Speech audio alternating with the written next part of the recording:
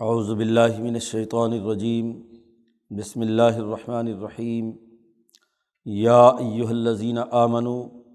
کتب علیکم القصاص فی القتلى الحر بالحر والعبد بالعبد والانثى بالانثى فمن عفی لہ من اخیہ شیء فاتباع بالمعروف واداء الیہ بإحسان ذالک تخفیف من ربکم ورحمہ فمن اعتدی بعد ذالک فلہ عذاب علیم ولکم فی القصاص حیاۃ یا اولی الالباب لعلکم تتقون کتب علیکم اذا حضر احدکم الموت ان ترک خیرا الوصیۃ للوالدین والاقربین بالمعروف حقا علی المتقین فمن بدلہ بعدما سمعہ فإنما اسمہ علی الذین یبدلونہ ان اللہ سمیع علیم فمن خاف من موص جنفا او اثما فاصلح بینہم فلا اثم علیہ ان اللہ غفور رحیم۔ ارتفاق ثانی اور ثالث، بالخصوص ارتفاق ثالث کے قوانین، یعنی ایسی اجتماعیت جو قومی سطح کے ایک نظام کے لیے مطلوب ہے اور وہ رفاہیت متوسطہ ہے، ایسی خوشحالی جو درمیانے درجے کی سوسائٹی کی تشکیل کرے، نہ تو بہت ہی زیادہ عیاش اور تعیشات میں مبتلا ہو اور نہ بہت ہی دیہاتی قسم کی پستی کی زندگی بسر کرتی ہو۔ ایک صحیح اور درست معاشرہ جو انسانی ضرورتوں کے پورا کرنے پر استوار ہوتا ہے، اس کی تشکیل کے قوانین اور ضابطے بیان ہو رہے ہیں۔ سب سے پہلے آیت میں نیکی کی تعریف کی ہے، جو کل جس پر ہم نے گفتگو کی کہ نیکی محض مشرق و مغرب کی طرف رخ کرنے کا نام نہیں ہے، قبلے کا ایک ہو جانا یا قبلے رخ ہونا یہ کوئی نیکی نہیں ہے، بلکہ نیکی کی ایک فہرست بیان کی ہے کہ ایمانیات سے متعلق کچھ امور ہیں، وہ پیش نظر رکھنے ہیں کہ اس کائنات پر اللہ وحدہ لا شریک کی حکمرانی کو مکمل طور پر تسلیم کرنا، اس کا جو نظام فرشتوں کا، کتابوں کا، رسولوں کا ہے اسے ماننا، پھر مال کو خرچ کرنا، اس کی ایک فہرست دی ہے، نماز قائم کرنا، زکوٰۃ ادا کرنا، معاہدات کی پاسداری کرنا، داخلی طور پر مصیبتیں آ جائیں تو صبر و استقامت کا مظاہرہ کرنا، باہر سے اگر کوئی حملہ آور ہو ملک اور قوم پر تو وہاں بھی ڈٹ کر مقابلہ کرنا، یہ سچے لوگ ہیں اور یہی متقی ہیں۔ تو متقی اور تقویٰ کی تعریف بھی ان بنیادی اساسی اصولوں کی روشنی میں بیان کر دی گئی۔ اب جب ہم انسانی معاشرے کی تشکیل کے سب سے پہلے مرحلے کی طرف جاتے ہیں تو معاشرے انسانوں سے بنتے ہیں، اور اگر انسانیت قتل ہونے لگے، انسانیت کی جان کو خطرات لاحق ہوں، افراد عدم تحفظ سے دوچار ہوں، تو وہ معاشرے حقیقت میں ترقی نہیں کر سکتے۔ خود انسان ہی قتل ہونے لگے تو انسانی بنیادوں پر معاشرہ کیسے بنے گا؟ انسانیت معاشرے کا بنیادی ایلیمنٹ ہے، اور اگر وہی خطرے سے دوچار ہو تو پھر انسانی معاشرہ کہنا اسے درست نہیں ہے۔ وہ تو ایک جنگل کا معاشرہ ہے جہاں طاقتور باقی جانوروں کو یا کھا جائے یا اپنے تابع بنا لے۔ تو سب سے پہلا اصول انسانی معاشرے میں یہاں بیان کیا جا رہا ہے وہ انسانی مساوات کا ہے۔ ہر انسان کی جان، مال، عزت، آبرو کا تحفظ۔ ایک تو انسانیت کو قتل ہونے سے بچانا ہے، انسانیت قتل نہ ہو، اس کی جان کو خطرات لاحق نہ ہو، اور دوسرے یہ کہ اگر کہیں قتل ہو بھی جائے کسی غلطی سے یا کسی نے جان بوجھ کر، تو قاتل کو گرفت میں لایا جائے گا، اور وہ قاتل خواہ کوئی ہو، بڑا ہو چھوٹا ہو، اسی کو اس کے بدلے میں قتل کیا جائے گا۔ اگر قتل ہو جائے اور کسی کمزور آدمی نے کسی طاقتور آدمی کو مار دیا یا طاقتور نے کمزور کو مار دیا، تو اب عربوں اور یہودیوں کا دستور یہ تھا کہ جن کو شریف النسب کہتے تھے کہ جی بڑے اونچے لوگ ہیں، جن کی سوسائٹی کے اندر ذات کے اعتبار سے اونچے سمجھے جاتے ہیں، اگر ان کا بندہ کسی نے کمزور آدمی نے قتل کر دیا تو کمزوروں کے دو پکڑ کر قتل کر دیتے، دو تین جتنے بھی ہاتھ لگتے۔ اب قاتل کو تو قتل کرنا سمجھ میں آتا ہے، لیکن اس کے ساتھ دو چار اور قتل ہو گئے، پھر جب ان کے قتل ہوئے تو انہوں نے ان کے قتل کرنا شروع کر دیے، تو ایسے لڑائیاں اور قتل انسانیت کا ایک سلسلہ چل پڑتا تھا۔ پھر یہ بھی تھا کہ کسی قبیلے کے کسی ایک آدمی نے جرم کیا ہے تو اس پورے قبیلے کی جان کو خطرہ لاحق ہوتا تھا، جو بندہ ملا اس قبیلے کا پکڑ دو اور مار لو۔ جیسا کہ ابھی بھی یہ پسماندہ علاقوں میں جنوبی پنجاب اور اندرون سندھ میں یہی طریقہ کار ہے۔ ہاں جی، یہ شکارپور کے علاقے میں پچھلے 40 سال سے لڑائیاں ہو رہی ہیں، ایک قبیلے کا بندہ دوسرے قبیلے کو زندہ نہیں چھوڑتا، جہاں بھی موقع ملتا ہے قتل کر دیتے ہیں۔ تو یہ جاہلیت جہاں انسانیت کی کوئی قیمت اور قدر نہیں، جرم ایک آدمی نے کیا ہے قبائلی علاقوں میں، باقی سارا قبیلہ جو ہے بلا خاندان اس کو جلا وطن کر دیا، ان تمام کو قتل کروا دیا، تو یہ ظلم ہے۔ اول تو قتل انسانیت کے ارتکاب کو روکنا ہے، اور جو قاتل ہے صرف اسی کو سزا ملنی چاہیے۔ تو یہاں قرآن حکیم نے ایک قانون جاری کیا جسے قانون قصاص کہتے ہیں۔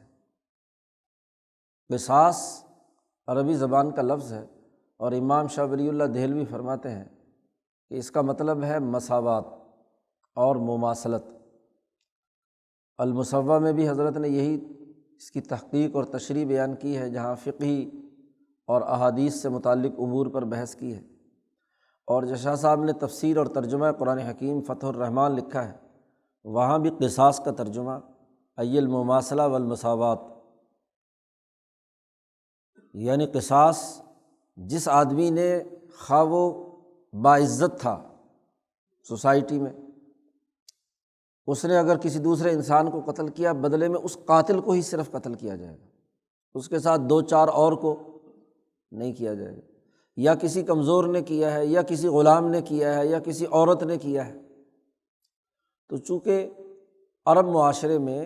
وہاں 3 طرح کی تقسیم طبقاتی طور پر پائی جاتی تھی۔ ایک وہ جس کو وہ حر کہتے تھے، جو اپنی معیشت میں اپنے کاروبار میں آزاد ہوتا تھا۔ ایک وہ جو غلام انہوں نے جنگوں میں بنائے ہوئے ہوتے تھے، وہ ضرور کسی دوسرے قبیلے کے جو دشمن قبیلہ ہوتا تھا اس کے افراد ہوتے تھے، جنگ میں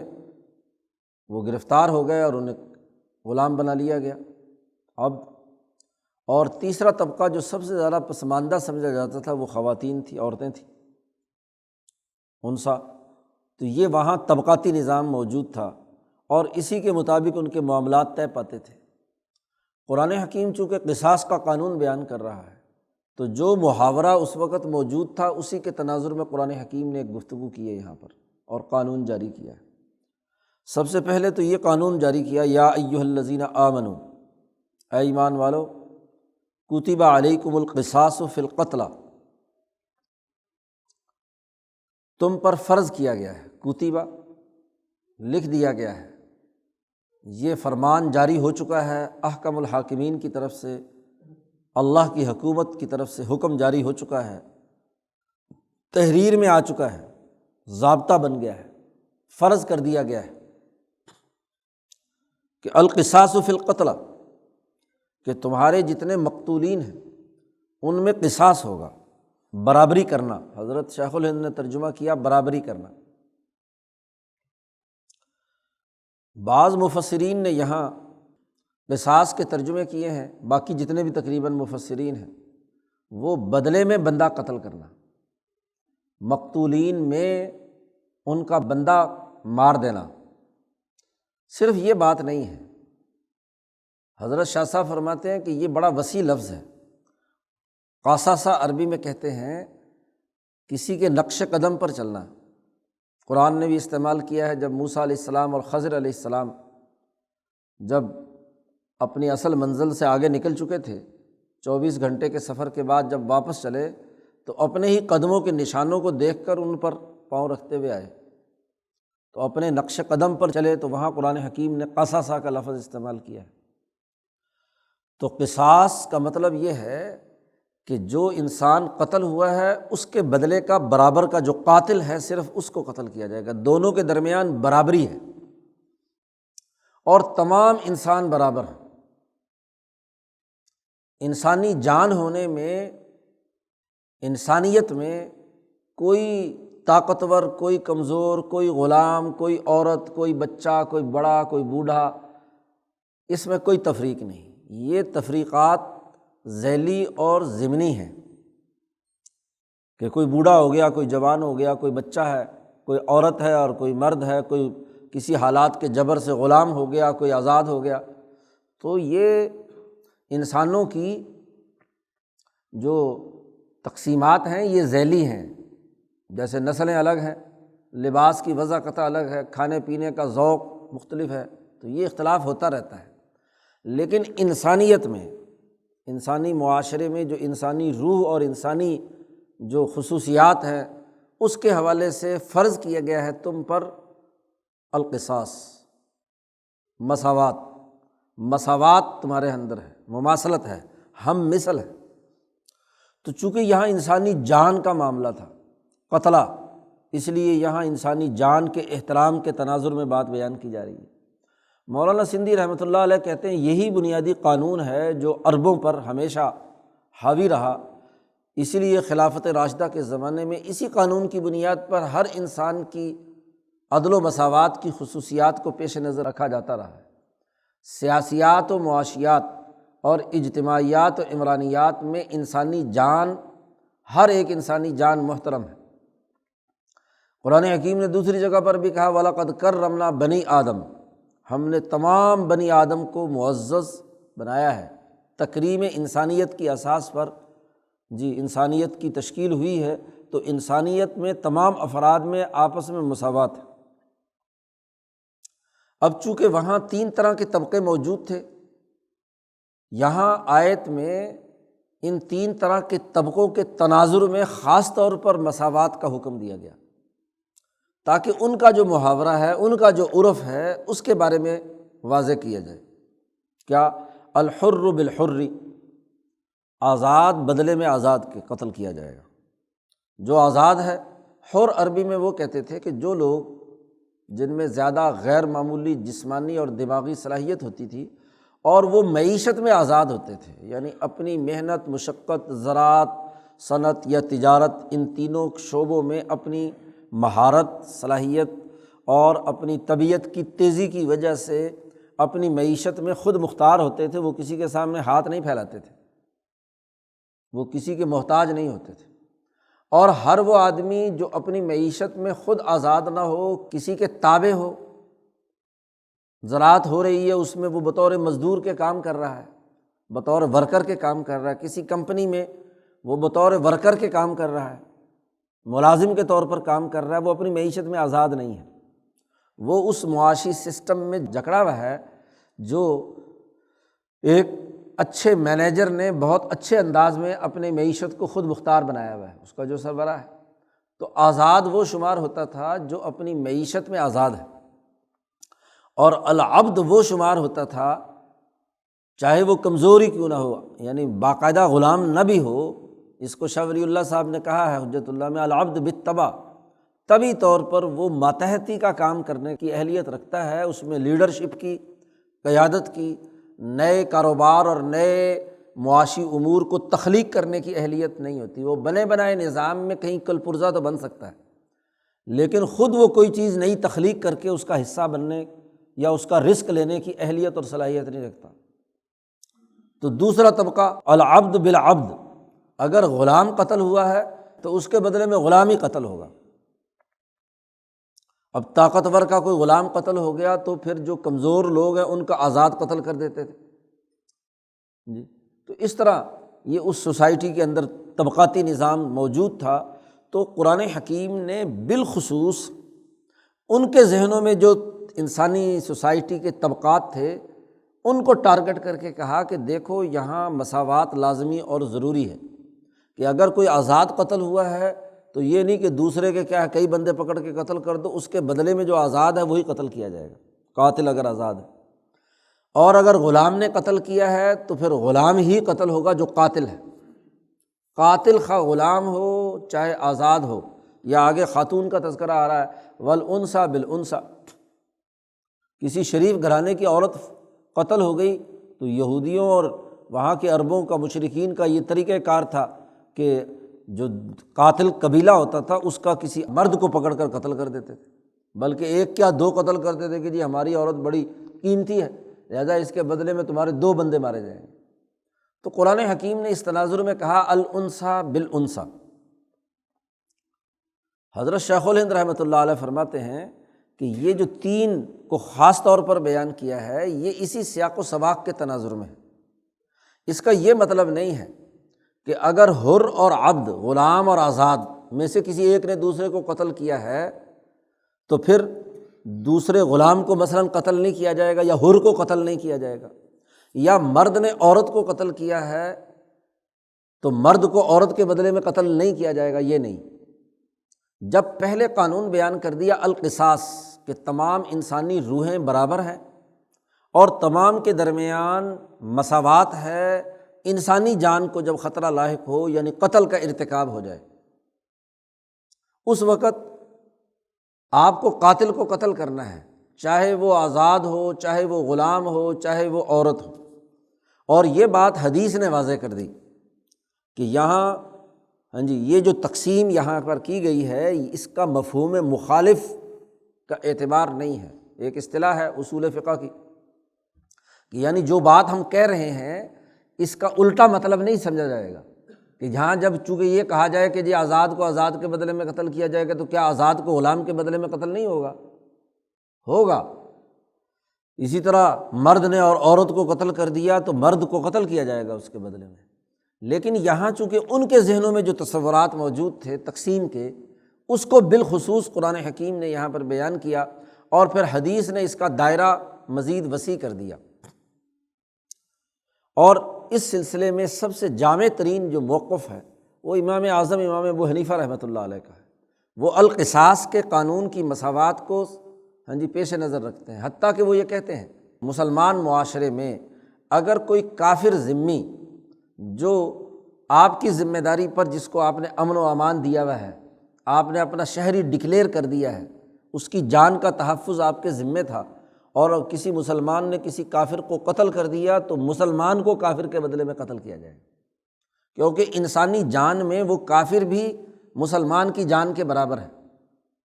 لیکن وہ کافر جو آپ کی دشمن قوم سے تعلق رکھتا ہے اور حالت جنگ میں ہے، لڑائی کی حالت میں ہے،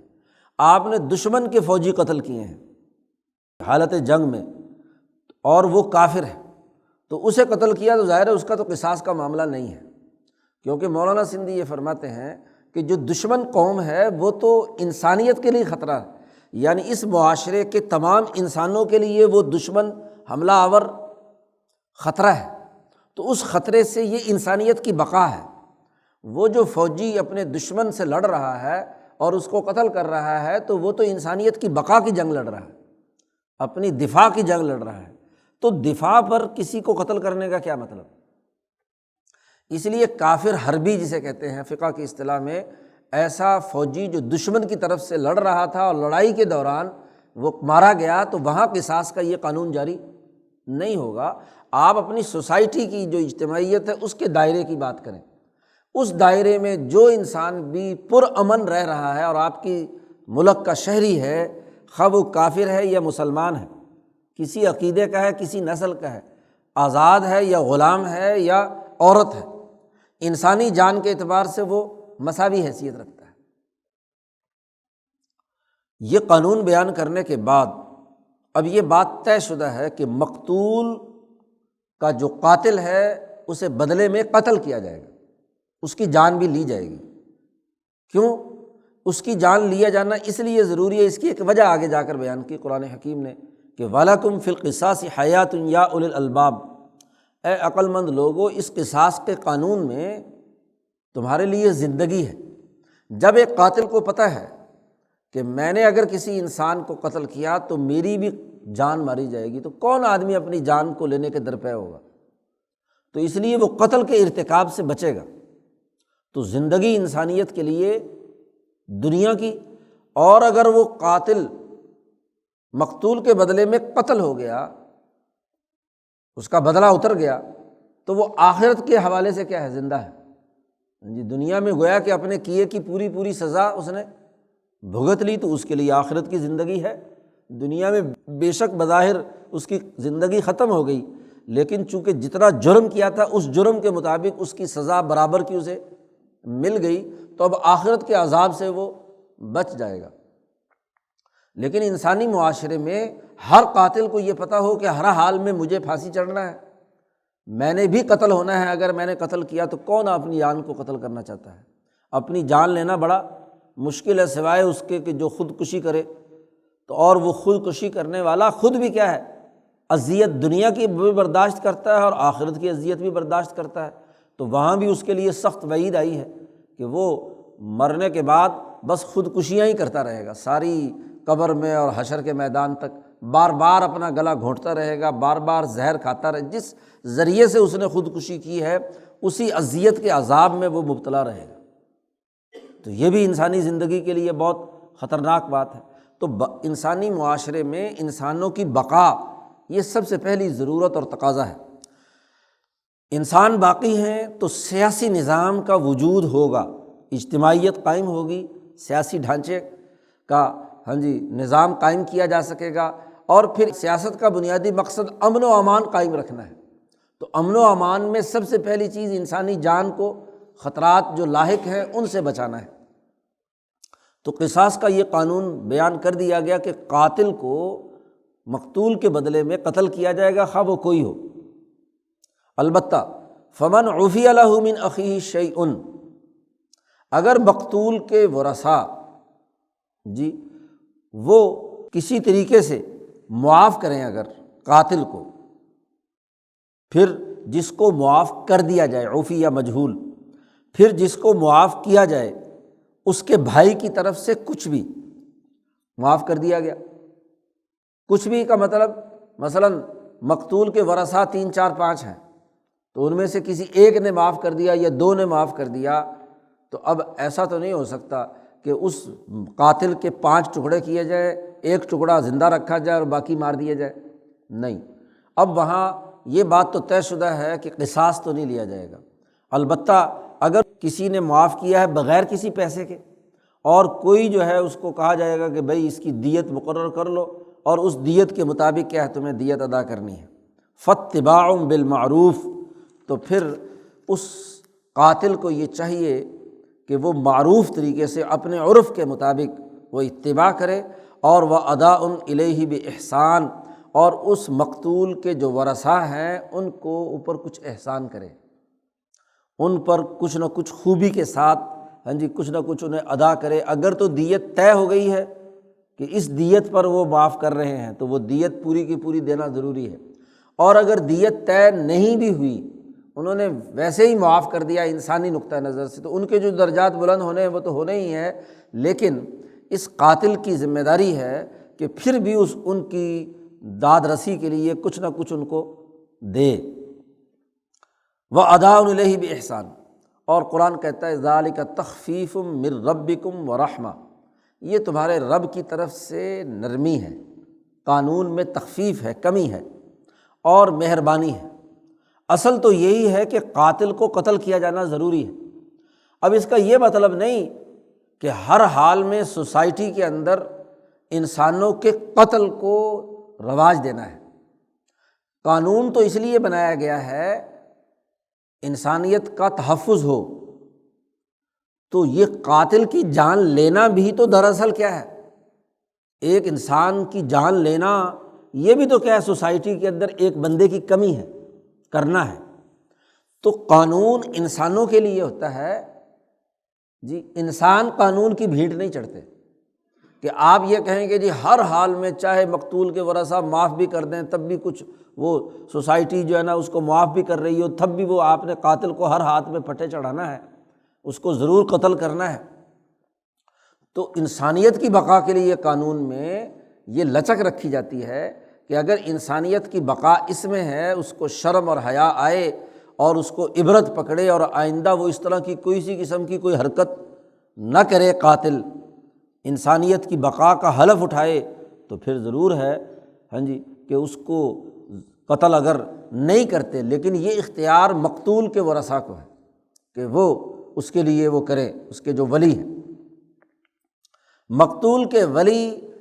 وہ تمام لوگ ہیں جو اس سوسائٹی کے ذمہ دار ہیں، بالخصوص اس کی اولاد اور اس کے، تو ان تمام کو دیت ادا کرنا ضروری ہے۔ ذالک تخفیف من ربکم ورحمہ فمن اعتدی بعد ذالک،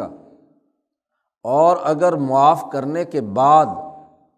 کوئی آدمی حد سے تجاوز کر جائے، دوبارہ پھر کسی اور کو قتل کر دے، وہ قاتل صاحب کے منہ کو خون لگ گیا، اب ادھر سے دیت دے کر معاف کرا لیتا ہے، اس کے بعد دوبارہ پھر کیا ہے کسی اور انسان کو قتل کر دیا، زیادتی کی کسی نے، فَلَهُ عَذَابٌ عَلِيمٌ، اس کے لیے پھر شدید ترین عذاب ہے۔ اس کا مطلب یہ کہ وہ عادی قاتل ہے اور اسی عادی قاتل کو سزا کڑی سخت دی جائے گی جی، دردناک عذاب دنیا کا بھی ہے اور آخرت کا بھی ہے، زیادتی کی اجازت نہیں ہے۔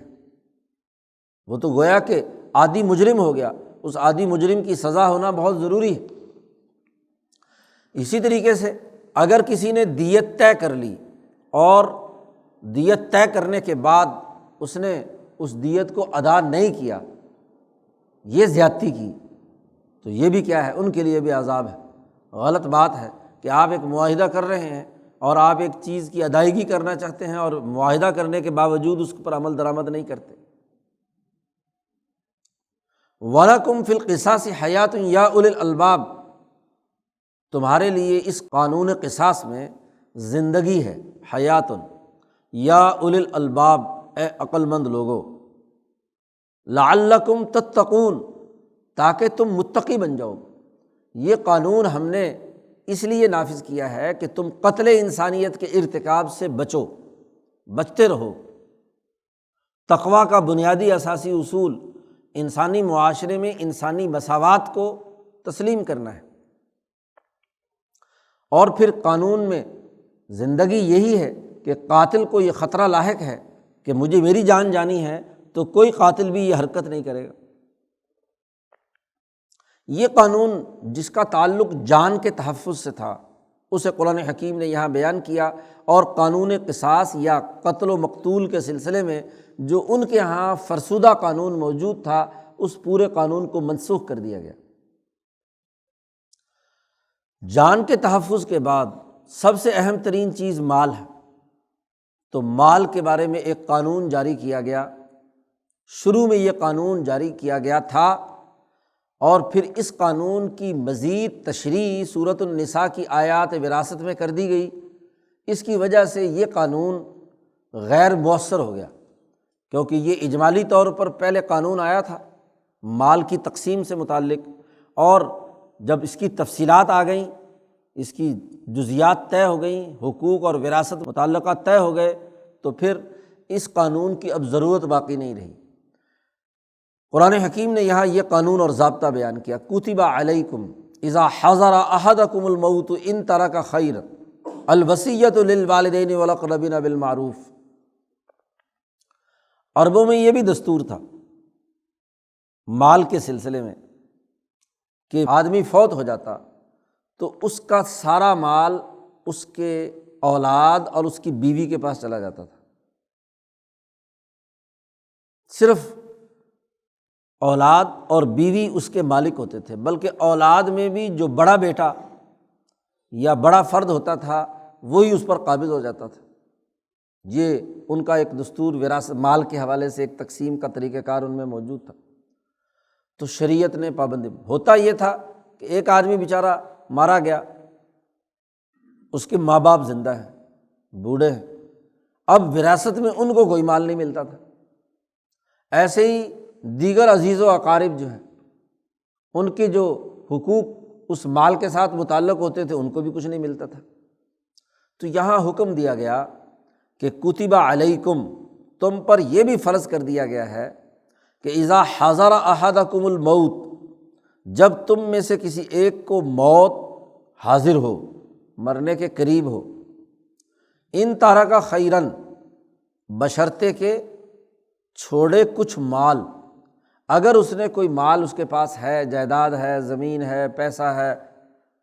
بھائی بیچارہ فارغ کنگلا کچھ نہیں ہے اس کے پاس، تو پھر تو یہ اگلا قانون نافذ نہیں ہوگا۔ اگر اس کے پاس مال ہے، ان تارکا خیرن، خیر مال کو کہتے ہیں، تو اس پر کیا فرض ہے؟ الوصیۃ، کہ وہ وصیت تحریر کروائے، للوالدین، اپنے والدین کے لیے اور اپنے رشتہ داروں کے لیے، بالمعروف، عرف کے مطابق، معروف طریقے سے، انصاف کے ساتھ، یعنی جس سے ماں باپ کی معاشی ضرورتیں اور کفالتیں ہو جائیں، جو غریب رشتہ دار ہیں ان کے حقوق ادا ہو جائیں، خونی رشتہ دار ہیں جن کا کوئی حق بنتا ہے، بہنیں ہیں یا دوسرے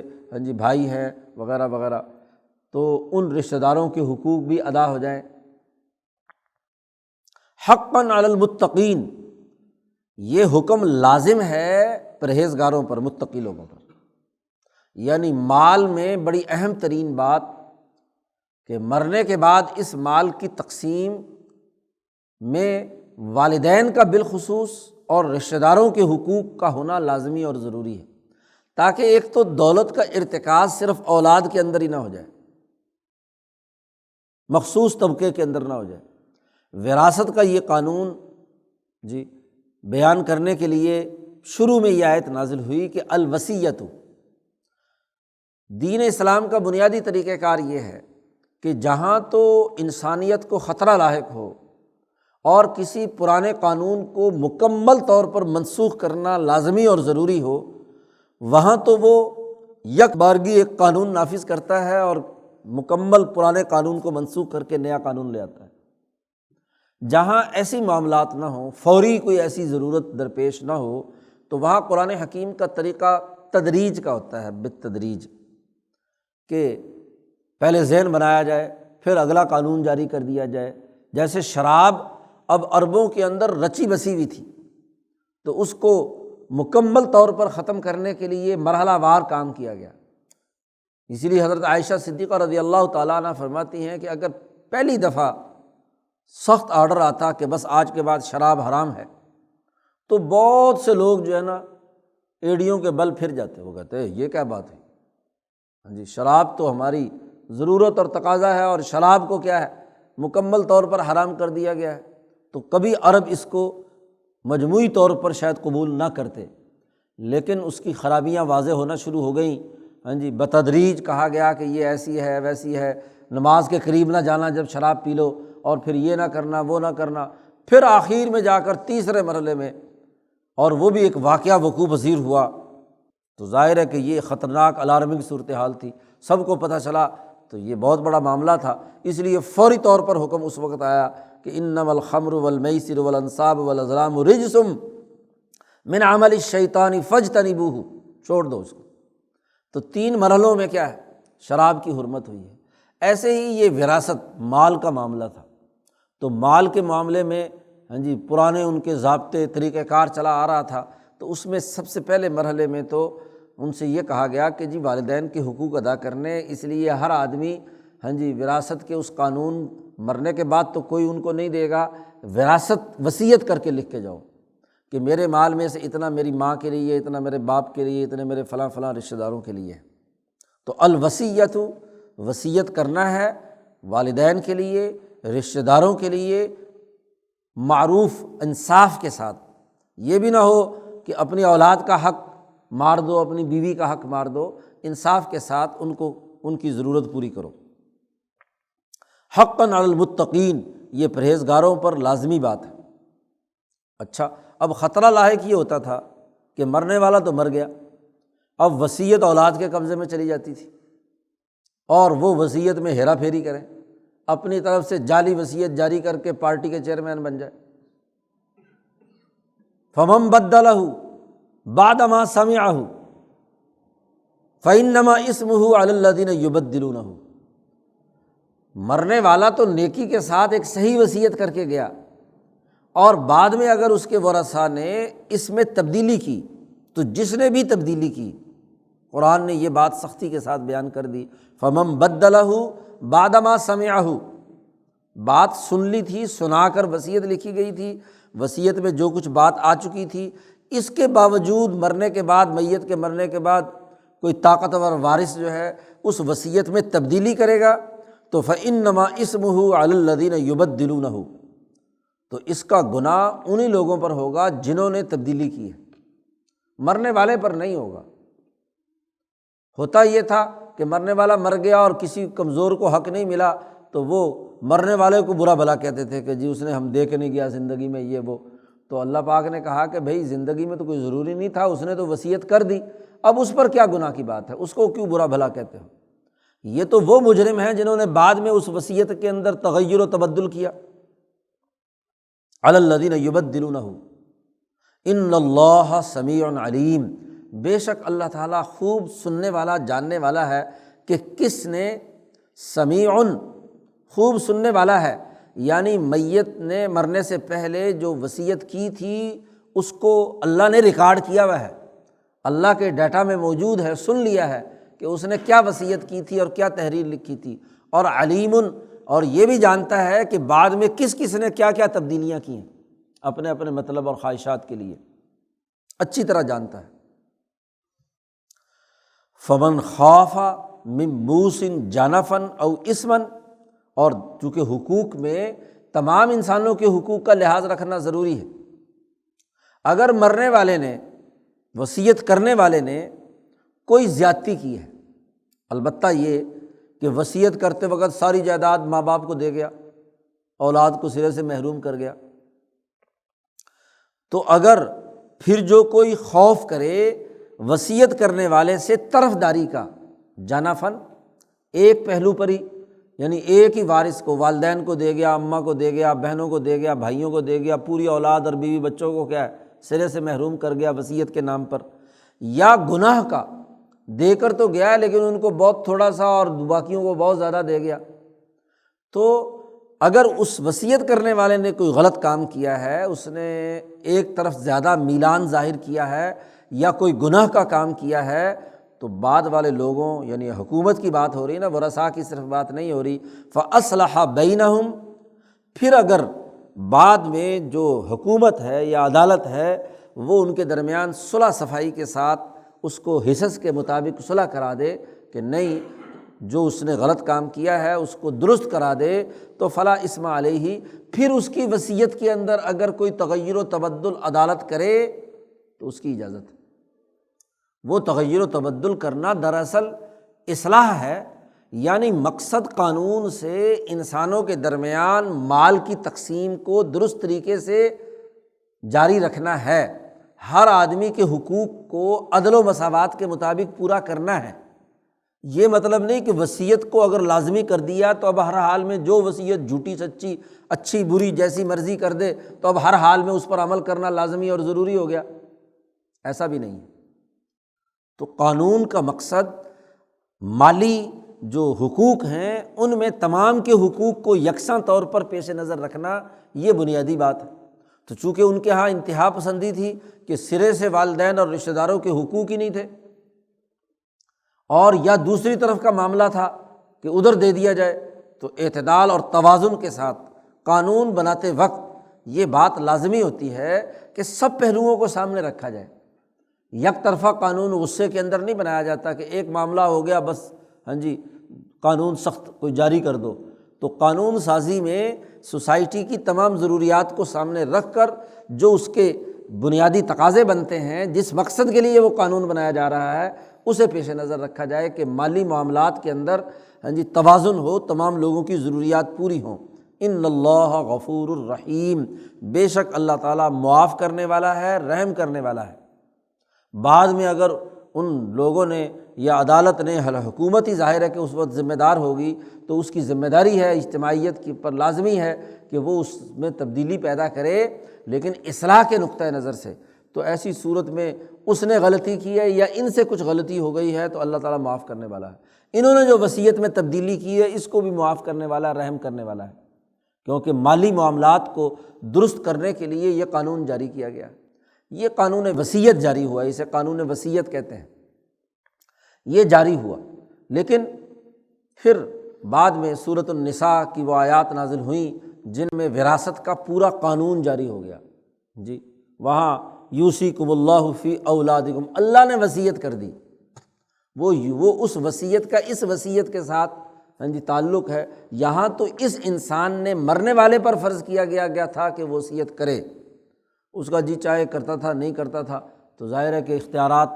جب اس کو دے دیے کتب علیکم تو حقوق ٹوٹتے تھے جی۔ تو اس لیے قرآن حکیم نے خود یوصیکم اللہ فی اولادکم للذکر مثل حظ الانثیین پورا تفصیلات ذوی الفروض بیان کر دیے کہ کس پر اس میت کے مال کے فرض کے طور پر کس پر کون کون سے حق ہیں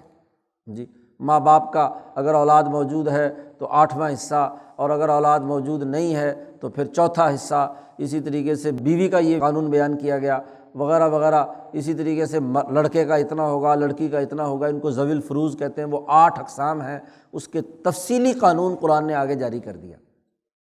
اب جب یہ وراثت کا قانون جاری ہو گیا تو پھر ایک حدیث میں حضور صلی اللہ علیہ وسلم نے ارشاد فرما دیا کہ لا وصیۃ لوارث، جس کو وارث قرار دے دیا گیا قانون کے مطابق، اب مرنے والا ان کے لیے کوئی زائد مال کی وصیت نہیں کر سکتا۔ لا وصیۃ لوارث، اسی لیے کچھ مفسرین کہا کہ یہ آیت منسوخ ہو گئی، کہ یہاں وصیت کا قانون تھا تو وصیت منسوخ ہو گئی، للوالدین والاقربین، چونکہ والدین کا وہ اگلا قانون آ گیا تو وہ اگلے قانون نے آ کر اس کو منسوخ کر دیا۔ مولانا سندھی اور شاہ ولی اللہ صاحب فرماتے ہیں کہ یہ قابل عمل ہے۔ ایک تو یہ کہ ہر مرنے والے کو وصیت کا اختیار 1/3 کے اندر ہے، لیکن والدین کے لیے نہیں ہے، لیکن اقربین کی حد تک جو دوسرے رشتہ دار ہیں جو وارث نہیں ہیں ان کے لیے تو وصیت کی جا سکتی ہے، اور وہ وصیت بھی 1/3 مال سے زیادہ کی نہیں کی جا سکتی جی۔ حضرت سعد بن ابی وقاص رضی اللہ تعالیٰ عنہ نے جی بیمار پڑ گئے، بخاری شریف میں حدیث آتی ہے حضور صلی اللہ علیہ وسلم ان کی عیادت کے لیے گئے تو حضرت سعد بن ابی وقاص رضی اللہ تعالیٰ عنہ نے فرمایا کہ مجھے تو لگتا ہے کہ میری موت قریب ہے، اتنی شدت کی تکلیف اور مرض تھا۔ تو یہ آیت ان کے پیش نظر آئی، حضر احدکم الموت، تو میری موت قریب ہے، میرے پاس مال ہے، تو میں چاہتا ہوں کہ اپنا مال جو ہے وہ آپ کو دے جاؤں، غریبوں میں وصیت کر جاؤں، انسانیت پر تقسیم بیت المال کو دے دوں۔ تو کل مال کی وہ وصیت کر رہے تھے بیت المال کے لیے۔ حضور صلی اللہ علیہ وسلم نے فرمایا کہ نہیں، کل مال کی وصیت نہیں ہو سکتی۔ انہوں نے کہا کہ چلو آدھا مال، حضور نے فرمایا نہیں، آدھا مال کی بھی نہیں ہو سکتی۔ انہوں نے کہا کہ جی 1/3 مال، تو حضور نے فرمایا کہ ہاں اس کی ہو سکتی ہے، والثلث خیر، 1/3 مال کی وصیت ہو سکتی ہے۔ اور پھر حضرت سعد کو حوصلہ دیا کہ تم اس بیماری میں نہیں مرو گے، تمہارے ذریعے سے تو ابھی بہت سی قوموں نے ذلیل اور رسوا ہونا ہے، اور بہت سی قوموں کو سربلندی حاصل ہونی ہے جی۔ تو کسریٰ ایران کا خاتمہ جنگ قادسیہ میں حضرت سعد بن ابی وقاص کے ذریعے سے ہوا، اور مسلمانوں کو غلبہ حاصل ہوا۔ اور پھر ایک اور بڑا اہم جملہ ارشاد فرمایا کہ سعد، اگر تم اپنے وارثین کو، اپنے ورثاء کو مالدار چھوڑ کر جاؤ، یہ زیادہ بہتر ہے کہ کل مال تم تقسیم کر جاؤ، صدقہ خیرات کر جاؤ، اور بعد میں تمہاری اولاد لوگوں کے سامنے بھیک مانگتی پھرے، یہ درست نہیں ہے۔ انک ان تذر ورثتک اغنیاء، اگر تو نے اپنے ورثاء کو مالدار چھوڑا تو یہ خیرن، یہ زیادہ بہتر ہے کہ مرنے کے بعد وہ لوگوں کے سامنے یتکففون الناس، ہاتھ پھیلائے ہوئے، کبھی اس سے بھیک مانگ رہے ہیں، کبھی اس سے بھیک مانگ رہے ہیں۔ تو اس سے بہتر یہ ہے، کیونکہ اولاد پر خرچ کرنا بھی تو صدقہ ہے، اس کی ضرورت پوری کرنا اس صدقے کی طرف خیال نہیں ہے۔ یہ کچھ انتہا پسندوں کو اولاد کا معاملہ نہیں ہوتا، بس جائیداد بیچو اور بس اللہ کے راستے کے نام پر نکل جاؤ، بے وقوفی کی طرح جائیدادیں ضائع کرتے ہیں، مال ضائع کرتے ہیں، اولاد کو نہیں دینا جی۔ بھائی اولاد پر خرچ کرنا بھی صدقہ ہے، تو اس صدقے کو پیش نظر نہیں رکھتے۔ تو اس حدیث میں نبی اکرم صلی اللہ علیہ وسلم نے 1/3 مال کی اجازت دی ہے، لیکن یہ بھی شرط لگا دی کہ یہ وصیت وارث کے لیے نہیں ہو سکتی۔ جو ورثہ ہیں، ماں باپ ہیں، ذوی الفروض میں سے اولاد ہیں، بیوی ہے، ہاں جی، اور اگر عصبات میں سے ہیں تو ان عصبات میں، تو جو ذوی الفروض جنہیں کہا جاتا ہے، جن کا فرض حق اللہ نے دو ٹوک طور پر متعین کر دیا، بیوی وغیرہ ہے، ان کو ان کے حق سے زیادہ کی وصیت نہیں کی جا سکتی۔ ہاں اس کے علاوہ وہ کہیں صدقہ خیرات کسی ٹرسٹ کو، کسی اجتماعیت کو، کسی اس کو دینا چاہتا ہے، بیت المال کو دینا چاہتا ہے، تو وہ وصیت بھی صرف 1/3 مال میں ہو سکتی ہے، 1/3 میں، باقی 2/3 جو ہے ورثاء کے اندر تقسیم ہوگا اس کے حساب سے۔ تو اس آیت کا مکمل طور پر منسوخ نہیں، صرف ایک پہلو سے زیادہ کہہ سکتے ہیں کہ والدین کا لفظ یہاں ورثاء میں سے ہیں، ہاں جی، تو والدین کے لیے وصیت نہیں ہو سکتی، کیونکہ ان کا حق شریعت نے متعین کر دیا کہ کل مال میں سے اتنے فیصد ان کو ملنا ہے۔ باقی جتنے بھی لوگ ہیں ان کے لیے وصیت کی جا سکتی ہے، لیکن 1/3 میں۔ تو یہاں قرآن حکیم نے اس اجتماعیت کے 2 بنیادی اساسی امور واضح کر دیے۔ سب سے پہلے جان کی حفاظت کا قانون قصاص، اور مال کی تقسیم کا معتدل اور مساوات اور حقوق کے تناظر میں اس کی تقسیم کا قانون اور ضابطہ، اور جس کی آگے تفصیلات وراثت کے قانون میں آ گئی، تو اس نے اس کو واضح کر دیا۔ تو مالی اور جانی دونوں حقوق سے متعلق 2 قوانین یہاں متعارف کرا دیے گئے۔ اللہ تعالیٰ قرآن حکیم سمجھنے اور عمل کرنے کی توفیق عطا فرمائے۔ اللہم صلی اللہ علیہ وسلم۔